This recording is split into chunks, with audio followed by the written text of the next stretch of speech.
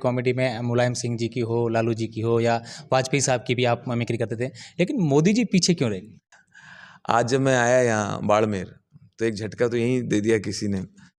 राजस्थान की कला, संस्कृति और विरासत और विशेषकर पश्चिमी राजस्थान की कला और यहाँ की संस्कृति को बढ़ावा देने के लिए पश्चिमी राजस्थान के बाड़मेर जिले में इन दिनों थार महोत्सव चल रहा है, जिसमें देश भर के कई हिस्सों से अलग अलग कलाकार पहुंच रहे हैं और अपनी प्रस्तुतियां दे रहे हैं। आज हमारे साथ विश्व प्रसिद्ध कॉमेडियन एवं फिल्म अभिनेता राजू श्रीवास्तव जी हैं, जो आज के कार्यक्रम में अपनी प्रस्तुतियां देंगे। उनसे खास बातचीत करते हैं। सर, सबसे पहले तो आपका बाड़मेर की थार नगरी में स्वागत है। जी बहुत बहुत धन्यवाद। सर, मेरा पहला सवाल ये रहेगा कि राजस्थान की संस्कृति है, राजस्थान की कला है, इससे आपका कितना जुड़ाव रहा है और आप किस रूप से इस यहाँ की कला और संस्कृति को देखते हैं? देखिए, राजस्थान से मुझे बहुत लगाव है और राजस्थान आना मैं हमेशा सौभाग्य की तरह देखता हूँ। और मेरा मानना है कि राजस्थान में अगर कोई कलाकार हिट हो गया या यहाँ के लोगों ने अगर उसे स्वीकार लिया तो फिर उसको हिंदुस्तान में हिट होने से कोई रोक नहीं सकता। यहाँ की कला है, ये चाहे यहाँ का कथक हो, यहाँ की गायकी हो, जयपुर घराना है, ये सब बहुत स्ट्रांग है। और यहाँ का पहनावा, यहाँ का खाना, ये सब हमें भी अट्रैक्ट करता है, पूरे विश्व को अट्रैक्ट करता है। तो और यहाँ के लोगों में बहुत उत्साह है एक जो तो यहाँ जब आता हूँ तो एक यहाँ से ऊर्जा लेके मुंबई जाता हूँ। सर, जो आज का दौर है इसमें कई कॉमेडियन हैं या कई कलाकार हैं, वो लगातार निकल कर उभर कर सामने आ रहे हैं, तो क्या कहना चाहेंगे, किस रूप से इस कला को देखा जाए? नहीं, हास्य कलाकार अच्छे अच्छे आ रहे हैं और ये क्रम तो हमेशा चलता रहेगा। और मुझे जनता ने बहुत प्यार दिया, बहुत सारे मैंने 3,500 से ज़्यादा कार्यक्रम किए, बहुत सारी फिल्म्स में काम किए, बहुत सारे टीवी शोज़ और वगैरह वगैरह। अब कपिल को बहुत मौका मिल रहा है, तो बहुत टैलेंटेड है। कपिल एक टाइम पे मेरा शो देखने आता था। और वैसे भी आजकल तो हास्य कलाकारों का टाइम अच्छा चल रहा है। एक हमारा ही साथी जो हमारे साथ कॉमेडी करता था, पंजाब का मुख्यमंत्री हो गया, भगवंत मान, वो भी लाफ्टर चैलेंज में ही था और हम ही लोग उसको तैयार करा करा के उसको मंच पे भेजते थे। कपिल भी पहले मेरे कार्यक्रम देखने आते थे जब कभी पंजाब में शो होते थे। तो बहुत टैलेंटेड है। और महिलाओं में हास्य कलाकार कम होते हैं, लेकिन उस जगह को भरा है भारती ने और सुगंधा मिश्रा ने, जॉनी लीवर की बेटी ने। तो सब अच्छे हैं। हास्य की मांग अब बढ़ी है। जब जब महंगाई बढ़ेगी और जब जब ये नेता लोग हमें सताएंगे, हास्य कलाकारों की वैल्यू बढ़ेगी। सर, चूंकि आप देश विदेशों में कई हज़ारों कार्यक्रम कर चुके हैं और आपके लाखों करोड़ों फैंस हैं, तो किस प्रकार के आपके फैंस के रिएक्शन रहते हैं जब आपकी कॉमेडी होती है, मिमिक्री होती है? बहुत सारे मज़ेदार किस्से होते हैं। कभी एयरपोर्ट पे, कभी रास्ते में हम गाड़ी रोकते हैं चाय वाय पीने के लिए। तो बहुत अच्छे अच्छे फैंस भी होते हैं। कुछ बड़े कलरफुल होते हैं, थोड़ा सा तिरछे वाले वो भी होते हैं। जैसे मुझे एक लड़का मिला वहाँ, जोधपुर की बात है, हाँ जोधपुर में, मुझसे बोला दूर से देख के कह रहा, अरे भाई जी, अरे पहचानोगे? तो हमने कहा भाई नहीं पहचाना। अरे पहचाने की कोशिश करो भाई जी। तो हमने कहा भाई मैंने नहीं पहचाना। अरे 2 साल पहले आप आए थे जोधपुर। हमने कहा हाँ। आपका कार्यक्रम था? हमने कहा हाँ हाँ। तो जैकेट पहचाने? हमने कहा ये तो मेरी है, चोरी हो गई थी, तो तुमने लिया था? तो कहने लगे भाई जी निशानी के तौर पे ले गए हो यार, आप सेलिब्रिटी हो, घर पे सामने लगा रखी है, सामने हैंगर में रखी, जो आता है हम उसको बताते हैं राजू श्रीवास्तव की है। सर, एक पर्सनली सवाल पूछूंगा। हम देखते हैं कि कई जगहों पर आप मिमिक्री करते हैं, नेताओं की मिमिक्री करते हैं, तो उसमें किस प्रकार का उन लोगों का विरोध का सामना आप लोगों को करना पड़ता है, इस प्रकार से, या क्या रहता है उसमें?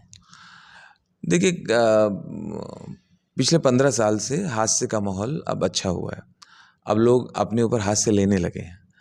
अब तो बहुत सारे लोग शो में आते हैं और कहते हैं कि मेरा मजाक उड़ाओ, थोड़ा मेरी खिंचाई करो। पहले मान लीजिए 3 नेता बैठे हैं हमारे शो में और हमने एक का मजाक उड़ाया, थोड़ा खिंचाई की, हास्य किया, तो हो सकता है वो चिढ़ जाए या बुरा मान जाए। अब उल्टा हो गया, 3 बैठे हैं सामने, एक की मैंने मजाक उड़ाई, तो जिनकी नहीं उड़ाई वो बुरा मानते हैं। वो कहते हैं यार लो मेरी तो मजाक की नहीं, मतलब मेरी कोई वैल्यू नहीं है, या मुझे तो यार ये आदमी जानता ही नहीं है। तो अब हास्य का माहौल अच्छा है। अब तो बहुत सारे लोग अपनी खिंचाई करवाने के लिए हम लोग को मतलब पेमेंट भी देते हैं। कपिल के शो में लोग कहते हैं हमसे पैसे ले लो, थोड़ा मेरा मजाक उड़ा दो। और पिछले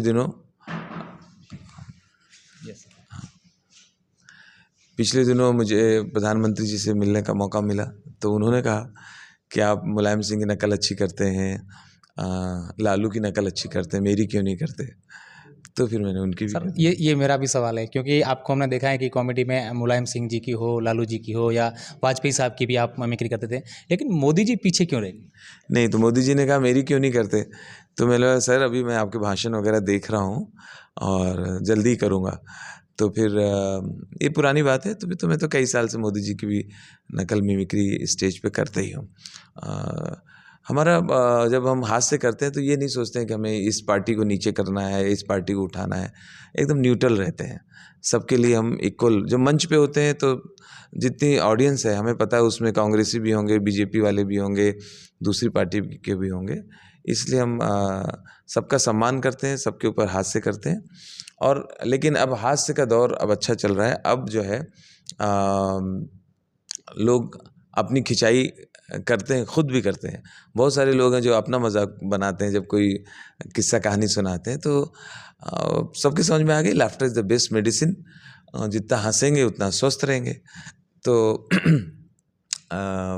उस लिहाज से अब हास्य कलाकार बहुत सारे आ रहे हैं नए-नए। और अब लोग ये तो एक उद्योग बन गया अब तो। लाफ्टर के बाद ये स्टैंड अप कॉमेडियन हर शहर में लोग बन रहे हैं, इसको अपना कैरियर बना रहे हैं। तो मुझे लगता है हास्य में बहुत संभावनाएं हैं, क्योंकि डॉक्टर भी यही कहते हैं, हर मरीज से कहते हैं कि भाई हंसा करो, खुश रहा करो। और ये अजीब विडंबना है कि अपने देश में गायकों को सबसे पहले लोगों ने अपनाया, सिंगर को बहुत मान देते हैं, हीरो हीरोइन को तो बहुत मान देते हैं, और नृत्यांगना को भी अपने कार्यक्रम में बुलाएंगे, गज़ल वाले को बुलाते हैं, कव्वाली वाले को बुलाते हैं। लेकिन स्टैंड अप कॉमेडियन जैसा अपने यहाँ कोई चीज़ नहीं थी करीब 15 साल पहले। स्टैंड अप कॉमेडियन का अलग से शो नहीं होता था। किसी का कार्यक्रम होता था, मान लीजिए सोनू निगम का कार्यक्रम रखा, अनुराधा पौडवाल का कार्यक्रम रखा, तो उसमें वो बीच में उसको बुला लेते थे थोड़ा फिलर के लिए, 2-5 मिनट के लिए वो करके जाता था। कभी ऐसा नहीं हुआ कि जिसको फिलर के लिए बुलाया उसका शो हो, मेन प्रमुख रूप से, मुख्य रूप से उसका कार्यक्रम हो। अब वो दौर आ गया कि पहले हम लोग सिंगर के साथ एज ए फिलर जाते थे। अब बहुत सारे कार्यक्रम हमारे ऐसे होते हैं जिसमें हमारा अपना शो होता है और फिलर के लिए हम सिंगर ले जाते हैं। हाँ, बिल्कुल। अच्छा सर, आखिरी सवाल है, बाड़मेर वासियों के लिए, थार वासियों के लिए क्या संदेश है आपका? बस खुश रहें, मस्त रहें। देखो, जिसकी मस्ती जिंदा है तो समझो उसकी हस्ती जिंदा है, नहीं तो वो आदमी ज़बरदस्ती जिंदा है। आज जब मैं आया यहाँ बाड़मेर तो एक झटका तो यहीं दे दिया किसी ने। जैसे कार से उतरा तो कहने लगे, अरे भाई जी आप तो टीवी पे आओ। मैं बोला जी जी जी धन्यवाद, जिंदा पहली बार देखियो। अब समझ नहीं आया मेरी खिंचाई की कि ऐसी तैसी की, लेकिन मैं इसको प्रोत्साहन के रूप में ही देखता हूँ। उन्होंने कहा सही, अगर यही इंग्लिश में बोल देते तो अच्छा लगता सबको। बोलते आपको लाइव देख रहा हूँ, लाइव देख रहा हूँ सही है। उसने बोल दिया मैं आपको जिंदा पहली बार देख रहा हूँ, तो गलत लग रहा है दोनों चीज़ सेम। तो बस भाषा का अंतर है। बस इसी तरह से हंसते रहें, मुस्कुराते रहें।